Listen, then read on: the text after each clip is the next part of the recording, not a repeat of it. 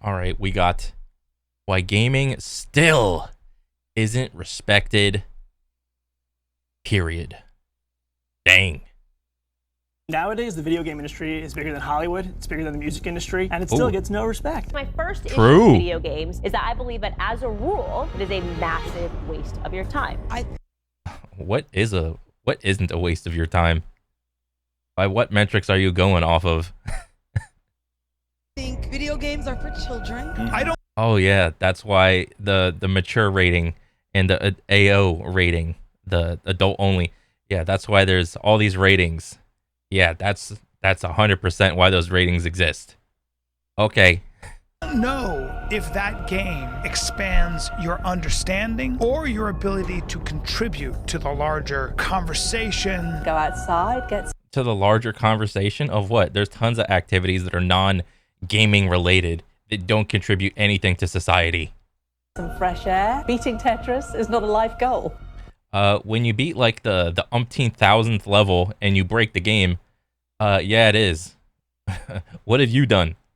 Just you're person number 156 on the news. All right, just spouting nonsense. Great life goal. I'm gonna be honest with you. I thought I would find a lot more instances of people giving video games the middle finger, but what you just saw is just about all I could find, and initially, I thought this meant that making this video would just be an overreaction and that people today truly didn't feel this way about video games. It really depends on the audience and what their individual opinion on it is. I would say like at least like in the United States, as a entirety, the mass amount of people probably still don't respect gaming, but it has come a long way. You do have like really top tier level gamers, like who was it? Sinatra was on like some nighttime show. You had Ninja that did the whole Ninja era of gaming. And yeah, when you have and then you had like before that, even Fatality, you had all these people just breaking through into the mainstream that were all originated from gaming. So maybe it still isn't like well respected, but I could easily make an argument that a lot of other like forms of competition aren't respected either. And it turns out most people don't, but just because the majority of people don't have extreme opinions on video games doesn't mean they aren't disrespecting them and making gamers feel like outsiders. In fact, I think the current popularity and success of video games... Well, if you're around people that don't give a shit about your hobby, then don't be around those people. It's very simple. has almost made gamers feel like we're not allowed to feel like social outcasts. And while I'm very grateful for all the great games we have, I can't just ignore that something's still off. Gaming is not a normalized hobby. Let me show you what Probably, I mean, like I said before, to the massive amount of people, it's probably not a well-respected hobby because there's a lot of casual gaming, and when you compare casual gaming to competitive gaming, it's just like a small little slice of everybody that just plays video games. Like a regular person can be a gamer, but you know, more likely they will be like a mobile gamer, and whether or not you think mobile gaming is real gaming or not is a whole other thing. But I think like as long as you're playing like some mobile game, you're still like a form of a gamer. All right, there's just yeah, but most people don't really pay attention to the competitive scene of their favorite game unless you're in this like niche market of like Counter-Strike, Valorant, Fortnite, Rocket League, so on and so forth, like those type of games. Unless your game revolves like around like the esports scene, and you're just a casual and you enjoy games casually, there's nothing wrong with that, and you probably don't even give a shit about the competitive scene of any game, period. I mean. Gamers are not cool. I want you to imagine you bust up into a stranger's house because you want to make some new friends. But upon entering their house, you don't immediately notice anything that gives off those gamer vibes we all know and love. With that in mind, would the first question you ask them be, what video games do you play? No, because they'd most likely just say, I don't play video games. Yep. Then the conversation would become awkward, which would make your social anxiety kick in, prompting Yes. But I don't know, anytime when you're meeting a new person, even if you go off of like the Ford method, it is like an old thing to like meet new people. What was it? Like things to talk about. What was it? Like family, relatives, shit, I fucking forgot. Your origins, so like where you were from, and I think, and then D, like what are your dreams? Or was it, what was, no, family, and R, what, relationship? No. F was for family. O is for, fuck, I forgot. But there is a point, like, when you're meeting someone new, where you ask them, like, oh, what do you like to do? And it's like, gaming is, like, the last thing I will tell somebody. Most of the time, people just lead in with, like, their job or something. It's like, oh, I do this job, and so-and-so. You know, if I'm not doing that, I'm either with my family, with my significant other. I just hang out with friends. I hang out and watch Netflix. And then, like, from there on, it's like, it gets way more personal. And it's like, that's where, like, the core of like, someone is at. Or, like, oh, I like to go out on my fishing boat. I like to go out and golf or something like that. But gaming is just, like, on the bottom barrel. You to run away in order to compose yourself before coming back to apologize and ask what their favorite. But that is because I think people that play video games have some form of shame in that gaming is relatively cheap and you just need something to like occupy your mind. And because you need something cheap to occupy your mind, there's like some form of shame that comes along with it. Like, oh, I just like pretty colors and shiny sparkles and rainbows and coins and shit just spouting out every time I click the screen on my phone or whatever. There's like a little, some underlying thing of shame with that. And because so many people do it, it's kind of ridiculous to think like that, really. It's like, yeah, I play Candy Crush, whoop-de-doo. Movie or song Who gives a is shit? because everybody watches movies and listens to music. They probably aren't watching the Game Awards though because it's targeted towards gamers. And yet despite that fact, it almost feels like the Game Awards doesn't want to be associated with the stigma around video games. Well, are you sure? I think they do. I mean, the thing is called the Game Awards. It's just they're trying to bring a level. Jeff Keighley really tries hard to make the Game Awards seem more adult and well respected, and he is probably like the leading person trying to make games like more respected in society, and I think he's doing a fantastic job. It feels like the people who make the video games don't matter enough, or are not cool enough, or are not Hollywood enough to. What, the people that make, so like the devs aren't cool enough? You could say the same thing about fucking anybody that has a name in a credit. They're about the same person. I'm the audio guy. I'm the special effects guy.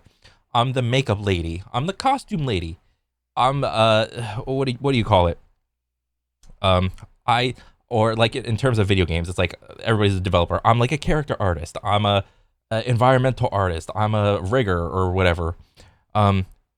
These people that are like in the background that make these forms of media, in my mind, hold about the same level of coolness. They're just like people that pursued like something in these I don't know, what do you call it? Like some sort of like artistic vision in their life. It's like they got good at drawing, they got good at animating things, they got good at audio, they got good at like moving a camera around and shit.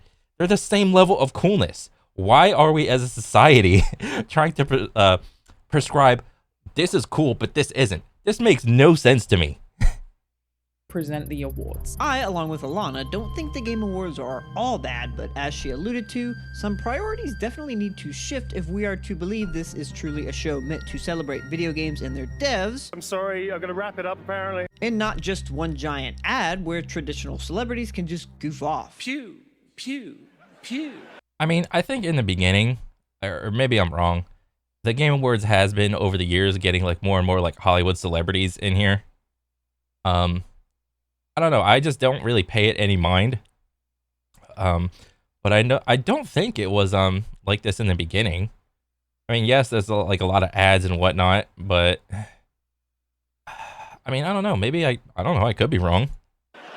I mean, why do these traditional celebrities get to be in gaming ads when, to my knowledge, gaming influencers don't advertise anything outside of gaming? Why can't a good game speak for itself like some movies often do, since those movies are why the actors are famous in the first place? Yeah. Probably for the same reason the very platform that hosts these gaming influencers treats them differently than regular influencers. In fact, MatPat, creator of the Theorist channels, actually interviewed former YouTube CEO Susan Wojcicki about this very issue at the 2019 Gaming Creators Summit. There's all sorts of stuff out there that feels like gaming is kind of a second thought. We're relegated to our own platform with YouTube Gaming, our own app, our own social media handle, our own trending tab. It feels like we're being segregated off from the rest of YouTube, even though we're delivering a huge value to this platform. Not only does a fat chunk of True. YouTube's views come from gamers, but so does the largest chunk of revenue in the entertainment industry. So what's the deal?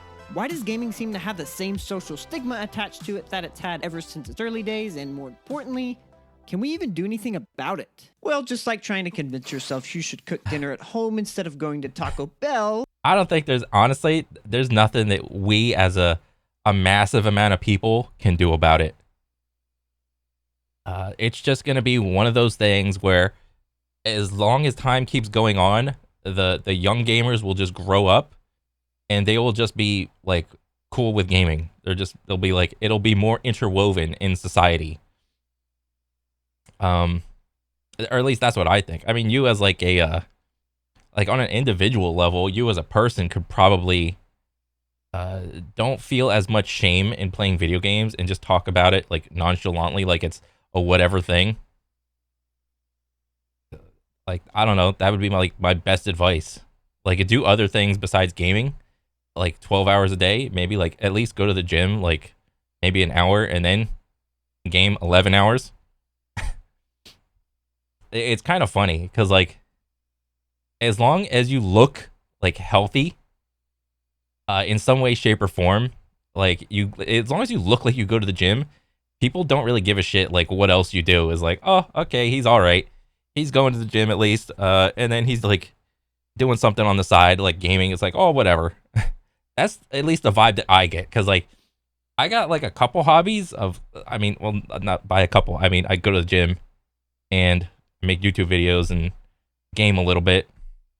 But when someone sees me initially, they don't see the hobbies.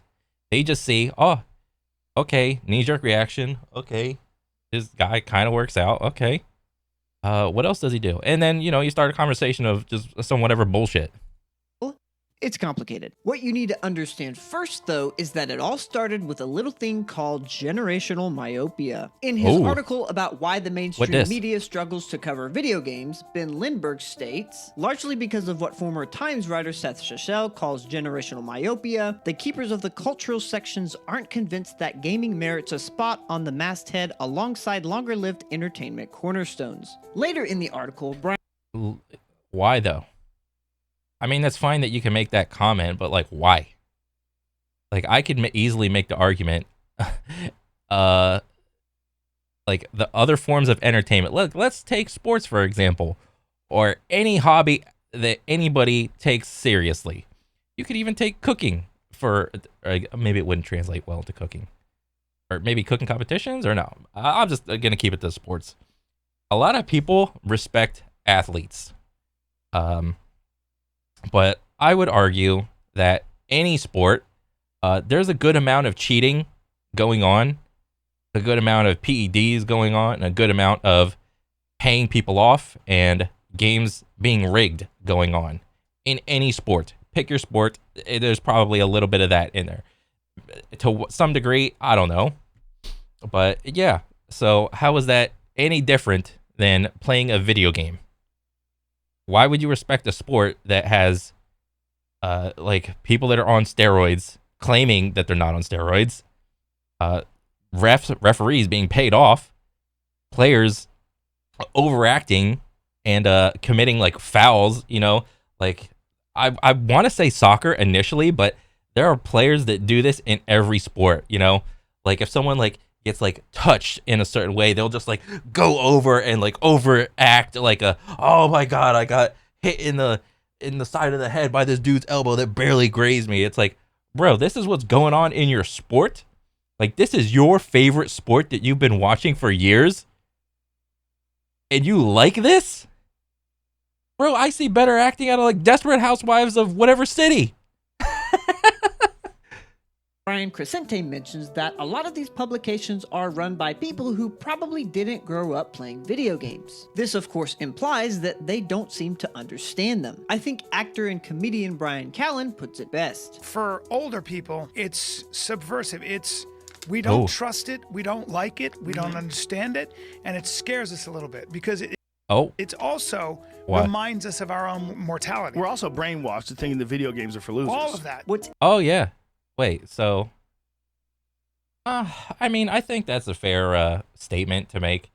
I mean, because when you apply like traditional sports to that statement, sports has been around longer than video games, and sports is more because it's been around, people are more familiar with it, and then video games haven't really been around that long. Like gaming has only been around like what, 30, 40 years or something like that. So there are people that grew up and their first video game was Pong, and then they have been around throughout the evolution of gaming up until 2024, and they still see gaming content. So those people exist. Interesting about Brian here, not to be confused with Brian Crescente, is that he actually did come from the first generation to grow up with video games. So the only logical conclusion is that Brian probably didn't get to play video games as a kid because his parents likely had a negative perspective on them, which then influenced Callen, just like the media does with the rest of the US. New hobby is always scary in terms of societal norms. The only problem is, this line of thinking is flawed. By that logic, all millennials, Gen Z, and even Gen Alpha would think this way about video games too. This mindset would just get passed down to each subsequent generation. In case it wasn't clear, I obviously have no idea what Brian's dad thinks of video games, but my dad is from Gen X, just like Callen, yet he doesn't think the same way about video games as Callen does. You also have millennials like Mandy B, who you saw in a clip earlier in the video. And when discussing who she would or wouldn't date on her podcast, she said, I would rather you have a hobby that's not video games, something that grows you, enlightens you.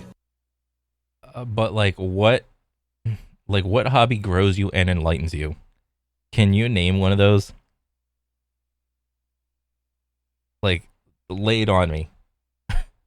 And I'd be willing to bet some Gen Zers also think this way too. So while this mindset started with the older generation thanks to the infamous video game crash of 1983, we actually have video game publishers to thank for providing the perfect place for this social stigma around video games to take center stage. You see, one of the biggest reasons the crash happened in the first place was because of the oversaturation of the market and thus a loss of consumer confidence in garbage like this. Because of this, video games were seen as a fad and lost any momentum they might have had to make it as a normalized hobby among the likes of TV and music. And Nintendo put the nail in the coffin when they pulled the Trojan horse maneuver to get their console onto store shelves in America as a toy for children. Sure, adults were playing video games alongside children during this time, just like they were in the arcade days of Space Invaders, but when the novelty of video games began to wear off once again, the main audience left playing video games were the ones it was continually being marketed toward, thus cementing video games as a child's plaything, a waste of time. And this cycle almost seemed doomed to repeat itself from the start. Again, does that logic still apply when you take into account other hobbies?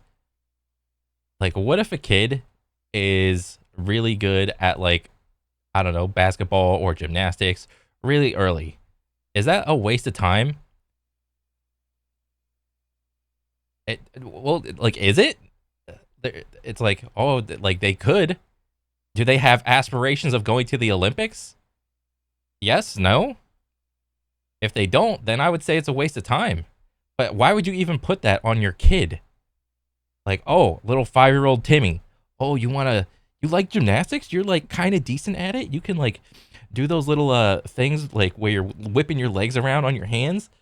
Oh, you like tumbling and doing backflips? Oh, you should probably go to like the local gymnastics place. Oh, but all of a sudden, Timmy is just like a casual at gymnastics and tumbling. And he doesn't want to go to the Olympics anymore for whatever reason. Is all of that a waste of time? I don't think so. Because as long as he was enjoying himself and having fun and making friends, that's the only thing that matters. It seems like everyone, including major news outlets, want a piece of the action when a hit new console or game arrives, but as soon as the novelty wears off, everyone except the gaming community stops talking about it. But if video games being treated as just a toy was the only issue here, they would have already bounced back from this negative social status just like TVs did shortly after they first became affordable. That's right, even owning a TV had a stigma attached to it, and for perspective, it took less than 20 years for it to be dropped, whereas the video game crash happened 40 years ago, and it still hasn't been dropped. So yeah, there's something else going on here, because in addition to this, if you haven't noticed, there's this little thing called the internet that you're using right now, where billions of people interact with each other on a day-to-day basis. If people really wanted to, they could find a way to inform themselves about gaming news, but they don't. Sure, we're creatures of habit, so we tend to get comfortable doing or watching a lot of the same things, but there are also a lot of people who really like change. I would know because my wife is one of those people. She's dabbled in games here and there, and while she's not an avid gamer who's obsessed with it like I am, she still has a lot of fun playing games and even recognizes them as a form of art. Yet I hardly ever tell her the latest gaming news because I know she's not super interested in it for the most part. Except that one time she got mad at me for not updating her on the latest Nintendo Direct because they announced Switch Sports. I mean, how the hell was I supposed to know she was interested in? In case it wasn't clear, my wife is the most supporting person in the world and is 100% on board with my passion for video games, and she'll even tolerate my fangirling while watching a Nintendo Direct with me from time to time. But my point is, her interests for the most part lie elsewhere. Just like many others, she's at a point in her life where she knows what she likes. Oh, is this like her book collection? Yeah, she likes reading books. Is reading books a waste of time? No, it's not. And what she doesn't. She couldn't care less about playing Super Smash Bros, for example. Probably because she sucks at it, but that's similar to how my dumbass sucks at sports, which is why I don't really like playing them. But this is because it's natural to not want to do things you're no good at because it's not fun. Yeah. Video games are very hard to get good at, and they carry a very big intimidation factor. Not only do you have way too many sweats frothing at the mouth to rise to the top of the leaderboards on— Well, come on, man. Like, if you don't want to sweat at a game, just play a different game. Like, it's like, if you are like even like an average gamer, I would like to think that you kind of have like a feel for the type of game that you're playing. It's like, oh, if I'm gonna play Overwatch, there's probably gonna be a lot of sweaty people. If I'm gonna play Call of Duty, there's probably gonna be a lot of competitive people playing Call of Duty. If I'm gonna play Valorant, there's probably gonna be a lot of people being sweaty in Valorant. If you don't want to sweat playing a game, play a different game. It's easy, man. Overwatch, but you also have incredibly complex games that some people just get overwhelmed at the idea of and never give it a shot. Not to mention there are those who are simply fearful of the addictive nature of games. There are gaming is very addictive, 100%. Shiny colors, deals that are not actually deals, sales, what do you call it? Pleasing sounds. What else? Yeah, a lot of FOMO in there too. A lot of buy one get one type thing. Yeah, very addictive. And this isn't even taking into consideration the games that have some sort of gambling mechanics. This is just like in general. Way too many games to choose from these days that range from something as simple as jumping on enemies to figuring out the perfect combination of items, weapons, abilities, and even strategies needed to bring down the ultimate Giga Chad of a boss. Even the games that we longtime gamers consider casual may not be as easy for some people to get into as we think. The way we engage with a game is very different from the way we engage with other forms of media. You made your first me look as much like you as possible because you are that me. It becomes an extension of yourself to live through in a digital world. Bro, my sister, when the Mii's first came out on what was this, the Nintendo Wii? Bro, my sister watched like all these like YouTube videos to try to make like all the celebrities and shit. And the one that stuck out in my head is like she made like a Michael Jackson Mii, and she's like, "This is my favorite one." So every time we're playing like Wii Sports, she always picked like the Michael Jackson one. And it's like, I'm playing tennis with Michael Jackson, I'm boxing with Michael Jackson. It's like, what is this? World. In his book, Games Agency as Art, philosopher C.T. Wynn claims that the motivation behind gameplay is an inversion of how motivation for most other things operate. You don't do your taxes because it's fun, you do your taxes so you don't end up like Scott. On the other hand, you don't play Deltarune or Hollow Knight to check them off a list, you do it for the journey. Okay, maybe we kind of do play them to check them off a list. Yeah. Compare all of that to something like movies, which are by nature very linear experiences. Many games not only take far more time than movies to play through, but have expanded far beyond linear experiences. Oh yeah. Movies only require you to stare at a screen and literally nothing else. You can even just have it on in the background. Video games often require many movies. How is like watching a movie as a hobby or TV shows? You know, everybody has got like 5, 6, 7 streaming services coming out of their wazoo, and people don't disrespect people that watch TV shows. But no, if I'm playing a video game, I can be disrespected. But someone just sitting there on the couch, just watching something, they can be respected. That's fair. Components such as your reflexes, hand-eye coordination, strategy, skill, experience, patience, and in most cases, your undivided attention. And I haven't even touched on the fact that music, a whole other industry, is merely an ingredient, albeit an absolutely essential one, in both movies and video games. I can just listen to my favorite song on the way to work, whereas sometimes I have to contemplate whether it's worth it to boot up my save file on Tears of the Kingdom, or whether I should just wait until I have a larger chunk of time to play. Playing a video game for someone not familiar with them can quite literally be a lot of work, because as Professor Wen puts it, those who play games play them for the struggle. The reason I couldn't find many videos of people bashing video games for the opening of this video is partially because people who say things like that on the internet will be harassed and no one. Yeah. That is a good insight. Once that. Because a lot of these clips, I think they were taken within the last like 1 or 2 years. But also because a lot of people actually don't feel that way. They simply don't play video games for a multitude of reasons, and that's okay. I'm willing to bet that the reason gamers seem to be segregated off from the rest of YouTube is because gaming is so different and not as widely appealing to a general audience. Yeah. The reason game companies... A lot of games that come out are just more marketed towards like younger people. And to try to make a video game and appeal to an older audience is, I would say, more complicated. It's more complex, much the same way as modern day movies. It's hard to make a movie to appeal to an older audience because the older audience can deal with more adult concepts. All right.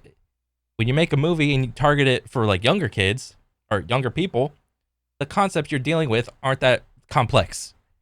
You know, it's the same thing with movies. Can't let games speak for themselves is because, unlike movies, you have to play a game to know whether it's good or not. That and traditional celebrities bring a wider audience. So while I initially considered the possibility of older generations being the culprit here, I don't think they deserve as much of the blame as we give them. This sentiment spans generations, and it's why simply covering video games in mainstream news won't suddenly make games a social norm so long as there are people of all ages who simply don't have a desire to play them. In fact, I might go as far as to say that I think it's kind of too late for video games to be covered in mainstream media anyway, because the gap in knowledge about games between gamers and non-gamers has... I mean, there was that little brief era that G4 was on TV, but that had its run for some time, and I mean, I don't know exactly what happened with like the history of G4, but and then I know it had its own like little Twitch channel, and then that went on for a little bit, and then it stopped, and I don't know. But I mean, it tried. It's gotten too big. So even if a mainstream news publication hired a gaming expert to report on games, at least a little less than half the American population just wouldn't get it. And that's... Well, yeah, because when you talk about like the old forms of getting your news and information, the type of person that still watches the news on TV is probably like way older than the target audience of a video game, for sure. So when you have like a young person, or maybe not, they don't have to be young, maybe like a 30 or 40-year-old person trying to tell you about like the video, like the most current like video game news, it's like that news or that channel or news network has a target audience, and if most of their target audience skews on like the higher side of like the age, you know, like 40, 50, 60, 70, then what's the point of having like a little gaming segment to try to get like younger people, like 30, 20, and I don't know, maybe a little bit less? What's the point of having like that little segment be specifically for like just a small part of the overall audience? I mean, yes, it's like, oh, you want to try to get kids to like watch the news because there's like a little video game segment. Yeah, that's nice, but like, bro, kids aren't watching the news like on a TV. But why do you think cutting the cable is a phrase? I would say most people don't even watch like the news anymore. The only people that are watching news are like older people, and they probably still have conventional cable. That's not even considering the countless people who play video games casually while not caring about video game coverage, such as my wife. Wait, hold up. Am I saying that? And yeah, casuals don't even care about the news of video games, of video game news. Only the hardcore audience of a specific game care about the news. Could you imagine, like G4 had his run, but could you imagine a more in-depth, like news segment? It's like, okay, a new patch came out for League of Legends, and we're about to do a news segment for all the patch changes, and here's a quick rundown. And they go, okay. That's like a niche of a niche of a niche. Casuals don't care about the news or like the current patch. They're just playing the game. Everyone in the US has to be playing video games for it to be considered a normalized hobby. That's exactly what I'm saying. Seriously, Can you think of anyone you know who doesn't watch things on a screen, whether that be... And you know what's funny? I think more people play games, at least on their like some sort of device, than they do sports. I can't tell you how many people I know do not play sports, but they watch sports, they engage in fantasy football, and all this other bullshit. It is so like hypocritical of them to like one thing, but not another for some reason. It is hilarious. Be movies, TV, or even YouTube or TikTok. Video is literally ingrained in our society. Video games? Not so much. This applies to music even more so. Music is something that's not only ingrained in American society, but in the human race itself. It is quite literally universal. So how do we get everyone to play video games? Well, we kind of can't. Sure, we can show people the value of games all we want, and we can even let them try out a game or two they might like, but the reality is, there will always be people who don't want to play games for whatever reason. And frankly, some people, especially... And it's not like everybody has to play games. You know, everybody doesn't have to play an instrument. Everybody doesn't have to appreciate every form of a hobby. But what you can do is quit bullying people that do like video games, for one. I mean, he said earlier, people that talk shit like on the news about video games, they don't last long. Especially those who have an addictive personality might benefit from never playing video games. And that's okay. I don't know about you, but I want games to stay out of the mainstream news and out of the hands of those corporate fools who just want to exploit our nostalgia to make a quick buck. I mean, they're already doing that without it being a social norm. I think I agree with Lindbergh in that maybe there's a benefit to gaming being overlooked. Look, I've come to terms with the idea of gaming being something that not everybody understands the appeal of. I want to help spread that awareness, sure, but I'm okay with where games are at least in terms of social status. I think it would be better to let the actual gamers on YouTube like Scott the Woz, Spawnwave, or even Daryl Talks Games continue to handle the game coverage, because here's the thing. Gamers are already socially accepted among other gamers. Who cares if the rest of the world understands games? You know what it's like? It's like a manual in cars. You know, like how the car drivers are literally divided up into like people that have automatic and people that drive manual. Most people drive an automatic car, like an automatic shift car. The only people that care that you drive a manual are other manual drivers. And you're already a minority. Nobody else cares. All right? It's literally it. Look, maybe I'm wrong and one day we wake up and everyone is playing games, but other than our insecurities, what would that really change? Would it positively affect anything in the video game industry other than profits, or would it lead to more corporate greed? Only time will tell.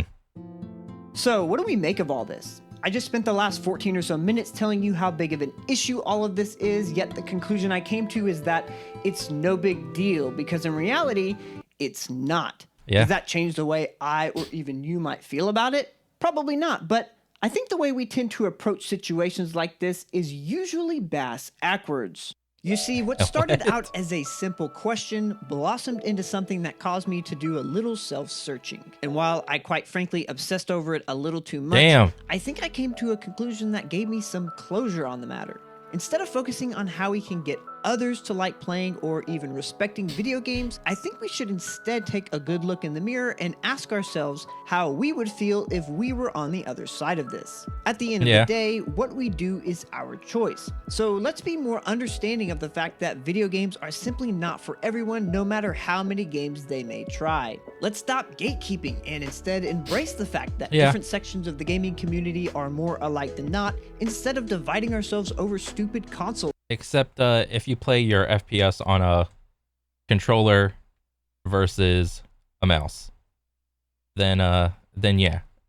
Wars. Because the only people we're hurting by doing those things are ourselves. It just shows those outside the gaming community that the only thing they're missing out on are fanboys and fangirls fighting amongst each other over corporations who only care about our money in the first place. True. I think the most important thing we can do is impact the next generation by showing them the value not only in the game, but in the gamer too. Then, who knows? In time, maybe gamers can be cool. Oh, Thanks for watching. That was a good-ass video, dude. I like it, and I'm a fan. So, yeah. Yeah, gaming still isn't respected by the masses, but I would say it depends on the audience and who your, like, immediate, like, inner circle of people that you surround yourself with. Those are the real only opinions that matter. Like yourself, your friends, family, and then like your extended circle, like right after that, and then outside of that, it don't really matter. But yeah, I thought it was a good video. It was awesome. It was fun just bullshitting back and forth. But yeah, I can't wait to see the next one, and I'll catch you guys on the next one later.